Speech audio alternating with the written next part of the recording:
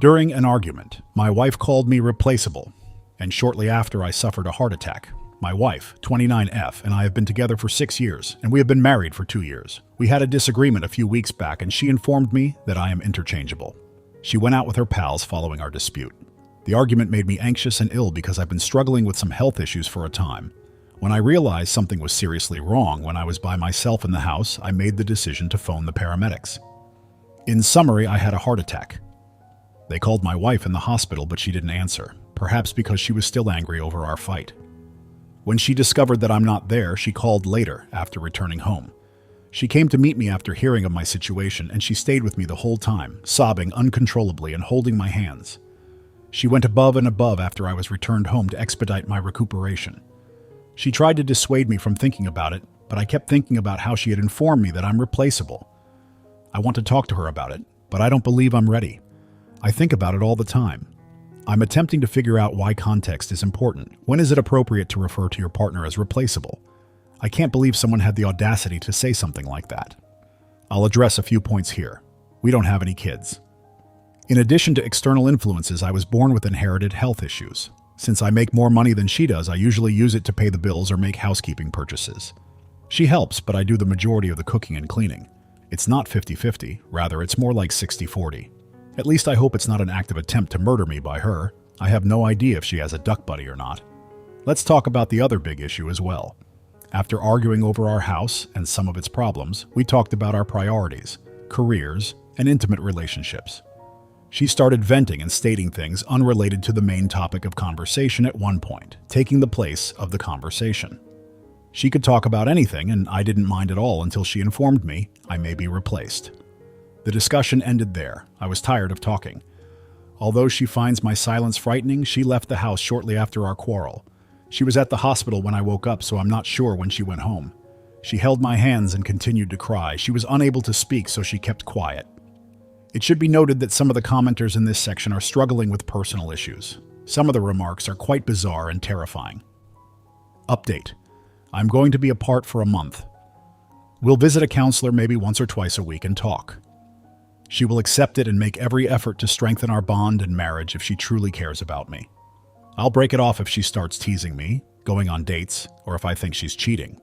There will be no second chances or forgiveness provided. I plan to publish an update at a later time.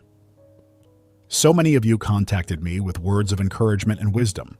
Giving you the update is probably the least I can do. Update 2.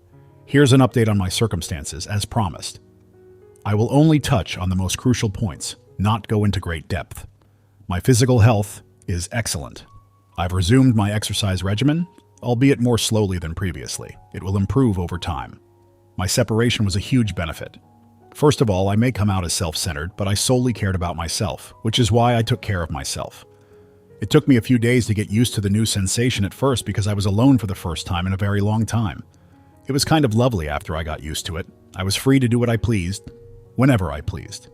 To be honest, I enjoyed it, even though I bought a lot for myself, redecorated a little, and replaced some outdated items. There was no tension, no disagreements, and no issues. It was quiet and serene. I also got myself a cat, and we're very happy together. Weekly conversations with my wife and our visit to a counselor truly made a big difference in our lives. Every time we visited, I arranged all of the cards on the table. I was quite open, perhaps too open, and expressed a lot of things that had built up over time, including every irritation and problem, pretty much anything I felt might be done better. My wife struggled greatly with our separation. It was awful. She claimed to be fine for the first few days, but as time went on, it became obvious that she wasn't feeling well. Every time we saw a counselor, I would devote all of my attention to resolving my marital problems. Yet, as soon as I was done with the counselor, I checked out. I didn't want to upset my tranquility by bringing any of it home, like a switch. In order to address long-standing mental health concerns, my wife also began individual treatment. To be honest, I was expecting an angry or yelling reaction when I asked her if she had cheated on me, but I didn't get any of that. She offered her phone and her social media accounts for me to check, and she was incredibly polite and said no, understanding why I may believe that. I informed her that perhaps she had erased and hidden her traces and that she had no proof of anything since, for some reason, I had decided to be an idiot. Again, nothing aggressive. Just a truly dejected expression in her eyes. I apologized after realizing that I had gone too far. After a while, I made the decision to let it go. I then offered her another chance and said that I would forgive her. To be honest, I had wanted some kind of retaliation, but even though it tastes good, everything that follows is unpleasant. I also assured her that I would remember what she said. Anyhow, things changed when she returned to my place. She now works just as hard, if not harder, than I do, and I get annoyed when she forbids me from doing certain tasks. I used to do the majority of the labor. She's still going to her individual therapy, and we're going to the counselor for a little while longer. I enjoyed my alone time, but I really missed her. I find myself staring at her and observing everything she does because I miss her eyes, her smile, and her hair. I suppose our time apart has increased our appreciation for one another. Perhaps up until our breakup, we didn't value each other and took each other for granted. We may have fallen in love once more. It's impossible for me to put into words, yet every embrace and touch feels unique and exudes genuine love. In the future, I'm arranging a surprise trip that will take us out of town for a few days at a time, just the two of us. Spending time by myself allowed me to decompress and stop worrying about little matters. I concentrated on what I wanted out of life, my marriage and myself. I'm going to strive for that immediately. We actually improved our communication skills and got more vulnerable and open with one another. I believe it will benefit us in the future. It seems that I'm not as easily replaceable after all.